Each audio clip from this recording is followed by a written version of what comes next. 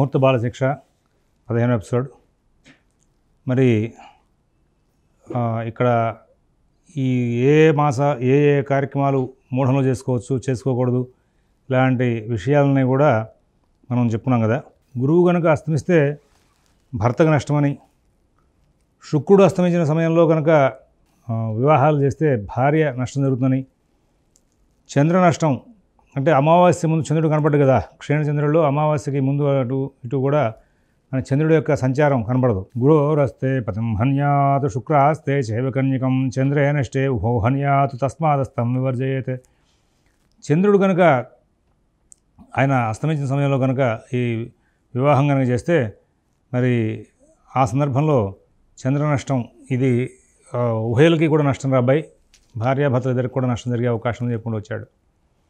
లగ్నేవా గోచరైపివా అని చెప్పేసి ఒక వాక్యాన్ని, మంచి వాక్యాన్ని చెప్పుకొస్తాడు అక్కడ మన ముహూర్తర్పణలో. ఆయన శుభగ్రహాలైనటువంటి గురువు, శుక్రుడు వీళ్ళందరూ బలంగా ఉండాలని చెప్పుకుంటూ వచ్చి లగ్నాత్తు గోచారాత్తు కూడా బాగుండాలయా అని చెప్పుకుంటూ వస్తాడు. చెప్పుకుంటూ వచ్చాక మరి అదే ముహూర్తర్పణలో నేను ముహూర్తర్పణం చదివితే కనుక కొంత కన్ఫ్యూజన్లు వస్తాయి, పిల్లలకి కొంచెం సబ్జెక్ట్లో డీవియేషన్స్ వస్తుంటాయని చెప్తే కారణం అదే.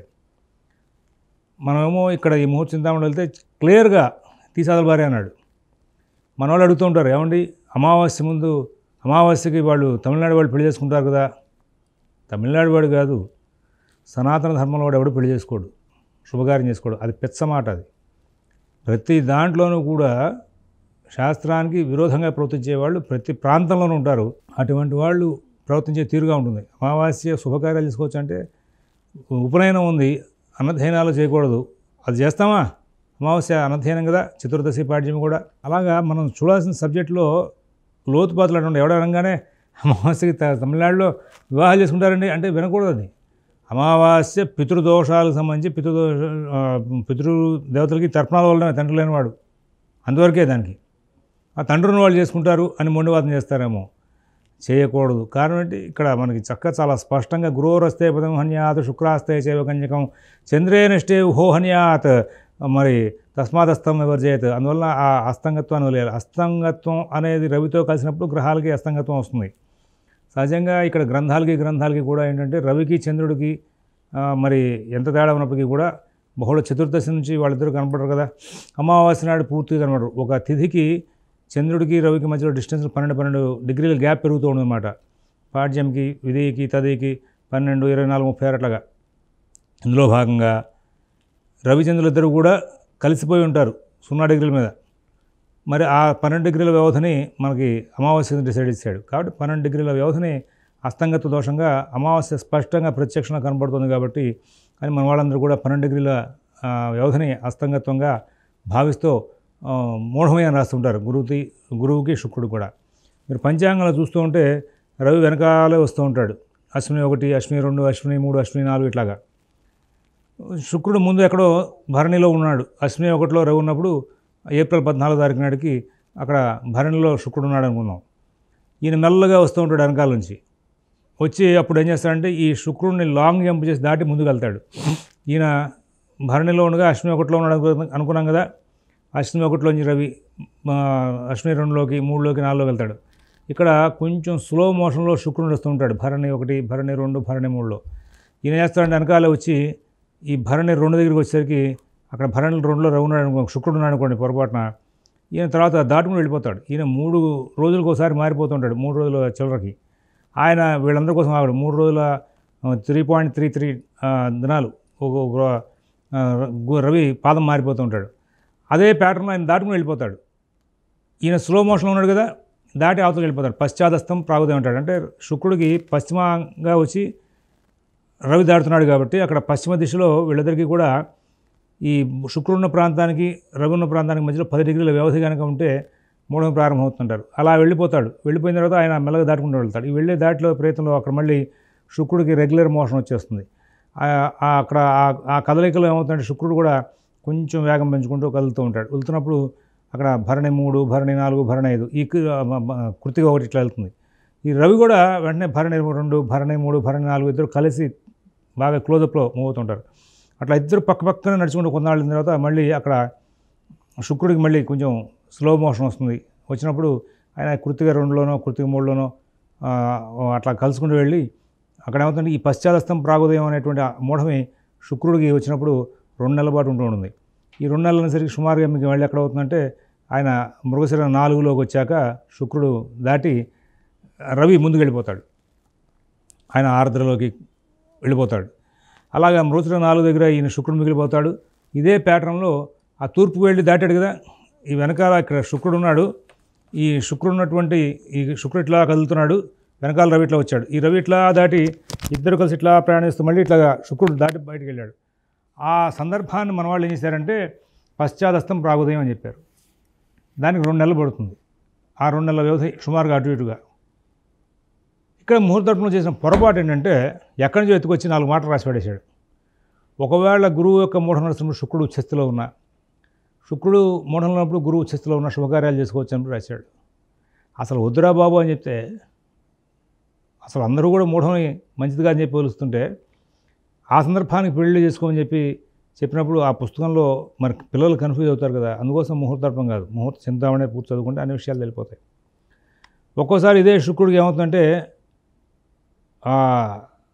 రవి గంటే అత్యారంతో శుక్రుడు స్పీడ్గా వెళ్ళిపోతూ ఉంటాడు.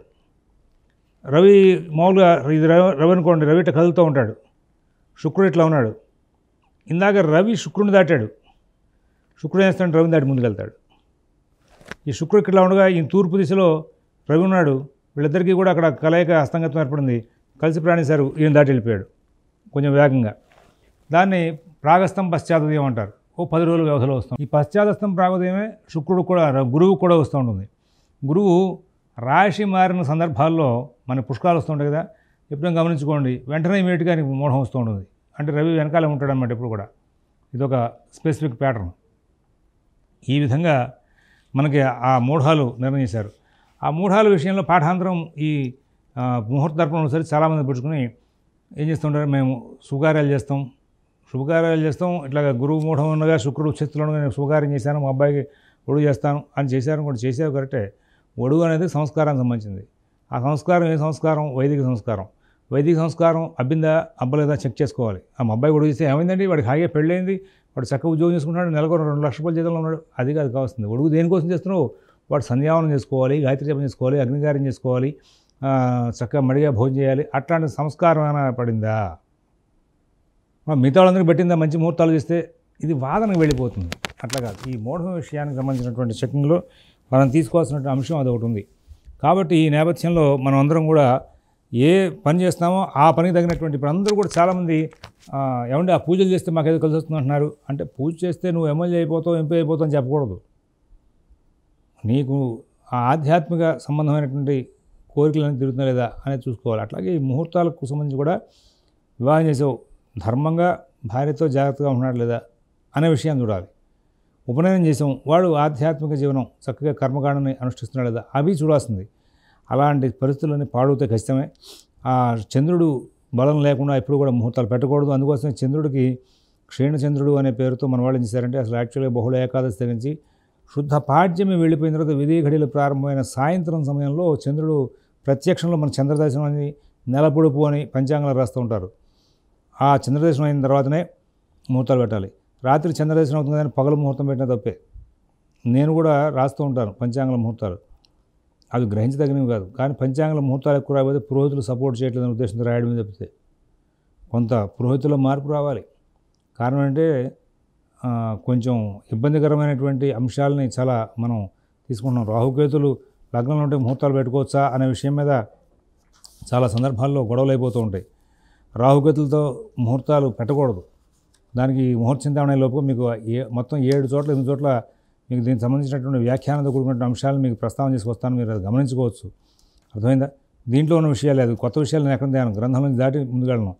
ఈ రాహుకేతుల్ని మరి ఇట్లా ఉన్నట్టు దీంతో వచ్చే నష్టాలు వీటినంటే లాస్ట్ టైం మనకు ఒకటి అయిపోయింది. ఎట్లాగంటే సర్వస్మిన్ విధుపాపయుక్త నలవర్ధే నిషాహ్నోర్ఘటీ అనే శ్లోకంలో చంద్రుడు కానీ, పాపులైన రవి కుజ శని రాహుకేతులు కానీ, మరి పాపుడితో కలిసిన బుధుడు కానీ, క్షణచంద్రుడు కానీ, లగ్నంలో కానీ, నవాంశలో కానీ అంటూ చెప్పుకుంటూ వచ్చారు వ్యాఖ్యానకర్తలు. పాపగ్రహాలని చెప్పి వదిలేశాడు. ఆ పాపగ్రహాల్లో రాహుకేతులను కూడా కలిపేసి మరి చెప్పుకుంటూ వచ్చారు. కారణం అంటే నవాంశలో పాపగ్రహం ఉన్నటువంటి నవాంశం వదిలేమని చెప్పుకుంటూ వచ్చాడు ముహూర్తగత చింతామణికారుడు. దాన్ని తీసుకునే ప్రయత్నం అంటే కునవాంశ అనే ప్రయత్నానికి మిగతా గ్రంథకర్తలందరూ కూడా పాపగ్రహ ఆధిపత్యం ఉన్నటువంటి నవాంశ అని చెప్తే ఈయన మాత్రం పాపగ్రహం ఉన్నటువంటి నవాంశ అని చెప్పి వ్యాఖ్యానం చేసుకొచ్చాడు. ఈ మరి పీయూషధార వ్యాఖ్యానం గ్రహించాలి. అందులో అక్కడ వ్యాఖ్యానం రాహుకేతులను స్పష్టంగా చెప్పారు. ఆ పీయూషధార వ్యాఖ్యానం రాసిన పండితులు పెద్ద పండితులే, సాధారణ వ్యక్తులు కాదు. వాళ్ళకంటే మనం పండితులం కాదు. వాళ్ళే అది ఒప్పుకున్నప్పుడు మనం ఒప్పుకోవాలి కదా. ఈ విషయాన్ని మధుసూదన శాస్త్రి గారు కూడా ఒప్పుకుంటూ తన వ్యాఖ్యానంలో స్పష్టంగా తెలియజేసుకొచ్చారు. లగ్నంలో ఉండకూడదు, నవాంశంలో ఉండకూడదని. ఇవాళ బెబ్బే అదేం లేదు అంటే కుదరదు. కానీ ఆయన చాలా స్పెసిఫిక్గా ఆయన పేరు మీద వచ్చిన పుస్తకం ఇది. గ్రంథస్థంగా ఒప్పుకుని ప్రాక్టికాలిటీలో ఒప్పుకోలేదంటే దానికి మనం వేరే ఆలోచన చేసుకోవాలి. అలాగే ఇక్కడ ఈ చంద్రరాష్ట్రానికి సంబంధించినటువంటి విషయానికి చాలా ఎక్కువగా ప్రయారిటీ ఇస్తూ ఉంటారు. అందుకోసమే వేదాక్రాంతులు అని చెప్పి భవిష్యత్తులో వస్తాయి. చంద్రుడు వేరే పాపగ్రహాలతో కలిస్తే సగ్రహచంద్ర దోషం అనేటువంటి దోషం పడుతుంది.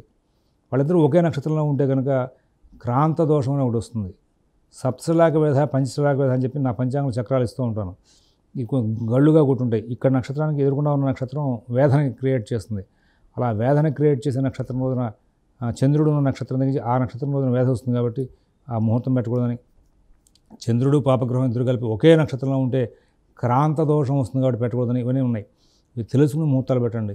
మీరు మంచి ముహూర్తాలు పెట్టడం మూలంగా వాళ్ళు సుఖంగా ఉంటే మీకు ఇంకా కీర్తి పెరుగుతుంది. అందువల్ల శాస్త్రం తెలుసుకుని ముహూర్తాలు పెట్టడం వల్ల మంచి ముహూర్తం. అధిక మాస క్షయమాసాల్లో విడుదగినటువంటి కార్యక్రమాల గురించి చెప్పుకుంటూ గృహ్యపరిశిష్టం అనేటువంటి గ్రంథంలో విశేషాన్ని ఈ ముహూర్త చింతామణి వ్యాఖ్యానంలో రాసుకుంటూ వచ్చాడు.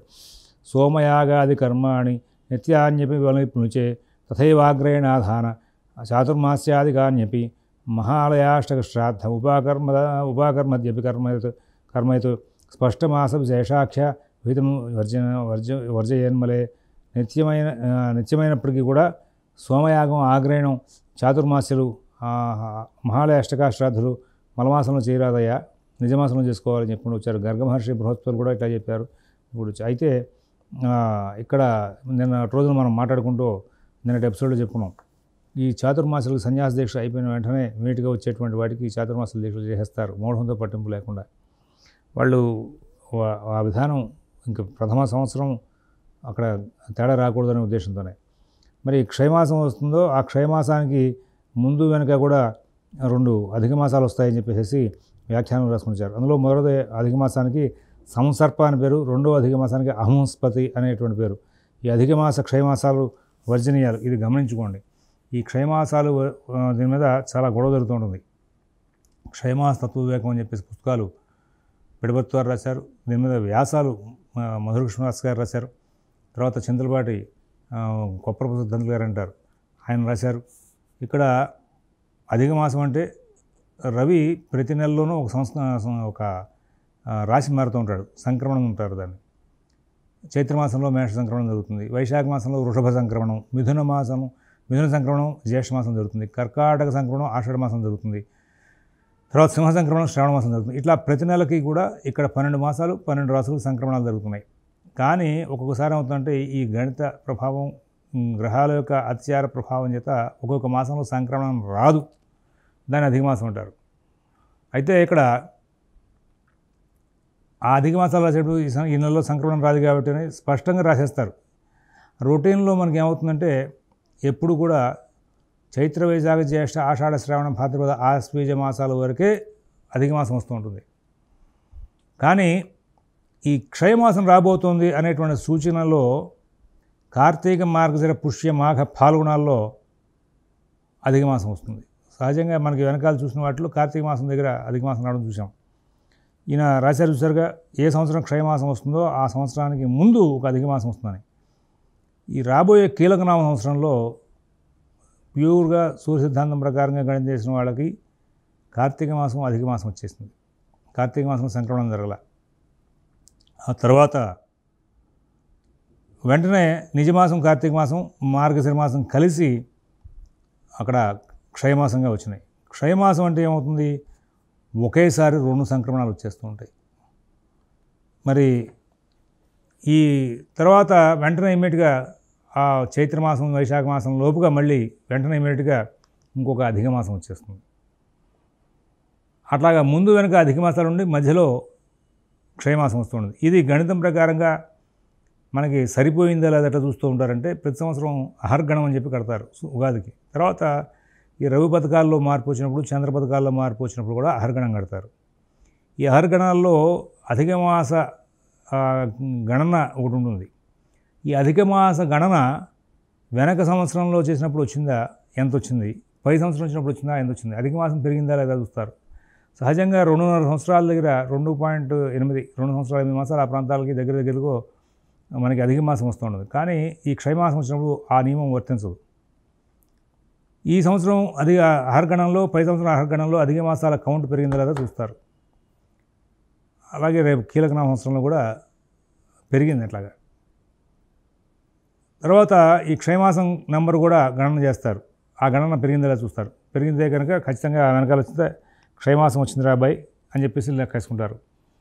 కీలకనామ సంవత్సరంలో ఏం జరిగిందంటే మరి వెనకాల కార్తీక మాసంలో అధిక మాసం వచ్చింది. నిజమాస కార్తీక మాసం మార్గశిర మాసం కలిసిపోయి నృసింహ గణితం శృంగేరి అభినవ నృసింహ భారతీ దశస్వామి వారు సంస్కారం చేసినటువంటి పుస్తకం అది. ఆ గ్రంథం ప్రకారంగా కానీ, సిద్ధాంత గణకానందం ప్రకారంగా కానీ, అలాగే సూర్య సిద్ధాంతం ప్రకారంగా కానీ నిజ కార్తీక మాసం మార్గశిర మాసం కలిసిపోయి వచ్చినాయి.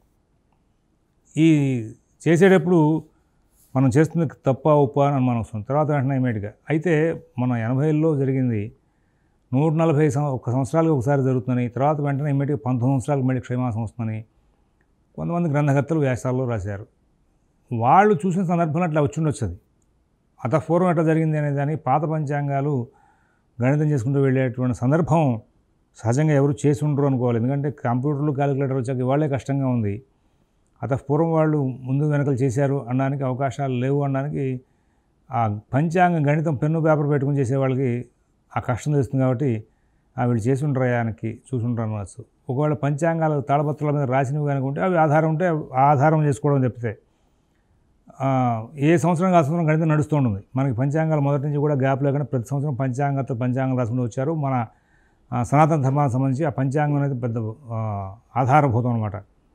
అయితే ఇదే పంచాంగంలో మరి వెనకాల జరిగిపోయినటువంటి అంశాల్లో పంచాంగాల ఆధారాన్ని చూసుకోవడానికి అందరి దగ్గర ఉన్నాయా పాత పంచాంగాలు అంటే తాళపత్రాల ద్వారా అట్టబెట్టుకుని ఉంటారు. అందరూ పెట్టుకుని ఉండకపోవచ్చు పాతకాలంలో కూడా. ఆ తాళపత్ర గ్రంథాలను మెయింటైన్ చేస్తూ అయితే 200 సంవత్సరాల క్రితం 300 సంవత్సరాల క్రితం 141 సంవత్సరాలకు ఒకసారి క్షయమాసం వస్తున్నప్పుడు 200 సంవత్సరాల పంచాంగం 300 సంవత్సరాల పంచాంగాన్ని అట్టబెట్టారా అన్నది కొంచెం అనుమానం వస్తూ ఉంటుంది. తాళపత్రాలు అన్నాడు ఆగుతున్నాయా, ఆగి ఉంటాయా, చూసుంటారా అని. సరే ఏదైనా అయి ఉండొచ్చు. మనం అంత ఊహ తప్పితే మన మస్తకంలో ఎట్లా తెలుస్తే అట్లా మాట్లాడుకోవచ్చు తప్పితే దాని మీద ఆలోచన ఉండదు. సరే అందువలన గ్రంథాల్లో ఆయన చూసిన దాని ప్రకారం ఒక 141 సంవత్సరాలు లేకపోతే 19 సంవత్సరాలు, అంతకుముందు 141 సంవత్సరాలు 19 సంవత్సరాలు ఇట్లా వచ్చి ఉండొచ్చు, అది దాని మీద రాసి ఉండొచ్చు అని కూడా అనేవాళ్ళు ఉంటారు. దానికి అసలు సామాన్య నియమం అది అనుకోవడం కూడా అనుకోవచ్చు. సిద్ధాంత గ్రంథాలు రాసింది కాబట్టి అది సామాన్య నియమమా విశేష నియమమా అనే దానికి వెళితే సంక్రమణం జరగని మాసం అధిక మాసం, 2 సంక్రమణాలు జరిగిన మాసం క్షయమాసం అని చెప్పేసి నిర్ధారణ చేసినటువంటి సూత్రం కూడా విశేష సూత్రం కింద తీసుకోవాలి కదా, అది కూడా సిద్ధాంత గ్రంథాల్లోనే ఉంది కదా అని వెంటనే తర్కం ప్రారంభమవుతుంది. తర్కమే తప్పితే గొడవ తప్పితే ఉపయోగం ఉండదు. ఈ అహర్గణాల ద్వారా అధిక మాసం వచ్చినట్టు కౌంట్ పెరుగుతుంది కాబట్టి చూసుకుంటారు. అసలు మనం రాసిన సంక్రమణం కరెక్టా కాదా చూసుకోవడానికి వచ్చిన టెక్నిక్ ఉందండి. మనం రాసిన సంక్రమణానికి వెనక ఈ సంవత్సరం ధనుర్మాసం చూస్తున్నాను అనుకుందాం. ధనుస్ సంక్రమణం నేను కరెక్ట్గా రాశానా లేదా అంటే గత సంవత్సరంలో ధనుస్ సంక్రమణం ఇవాళ మధ్యాహ్నం 1 గంటకి ధనుస్ సంక్రమణం అయిందనుకోండి. పై సంవత్సరం ఎప్పుడవుతుంది అంటే 1 గంట ప్లస్ 6 గంటల 12 నిమిషాలు అంటే 7 గంటల 12 నిమిషాలు. మధ్యాహ్నం 1 గంట గత సంవత్సరం అయింది 2024లో అనుకుందాం ఉదాహరణకి. 2025లో ధనుసు సంక్రమణం ఎప్పుడు జరగాలి అంటే రాత్రి 7 గంటల 12 నిమిషాలు దగ్గరలో జరగాలి, 2-3 నిమిషాల వ్యవధిలో. ఇది ఖచ్చితమైన నియమం. మీకు కావాలంటే మన 100 సంవత్సరాల దృక్ సిద్ధాంతం పంచాంగం మార్కెట్లో ఉంది, 100 సంవత్సరాల పూర్వపతి పంచాంగం మార్కెట్లో ఉంది, తీసి చూడొచ్చు. ఇంతకు మించి తేడా రాదు. 15 గడియల 30 గడియలు అంటాడు, అంటే 6 గంటల 12 నిమిషాలని లెక్క. ఆ ప్రకారంగా అసలు మనం రాసిన సంక్రమణాలు సరిపోయినాయి. ఎందుకంటే సంక్రమణంతో కూడుకునేదా అధిక మాసం క్షయమాసం అనే దాన్ని నిర్ణయం చేయాలి. సరిపోయిందా లేదా గణితం. అట్లాగా ఈ గణితం వరకు క్యాలిక్యులేషన్లో మనం సరిపోయామా లేదా అని చూసుకోవడానికి చెక్ చేసుకోవాల్సి వస్తుంది. ఎందుకంటే టెన్షను 80లో క్షయమాసం అయిపోయింది. అప్పుడే ఇంకా ఏంటి ఎటు కాకుండా 2020లో క్షయమాసం వచ్చేయడం, 45 సంవత్సరాలు 43 సంవత్సరాలకి వచ్చేయడం ఏంటి, 141 సంవత్సరాలు కదా రావాల్సింది అని మనందరికీ కూడా అనుమానం వస్తుంది. ఏమిటా ఎట్లా రాశారు అని.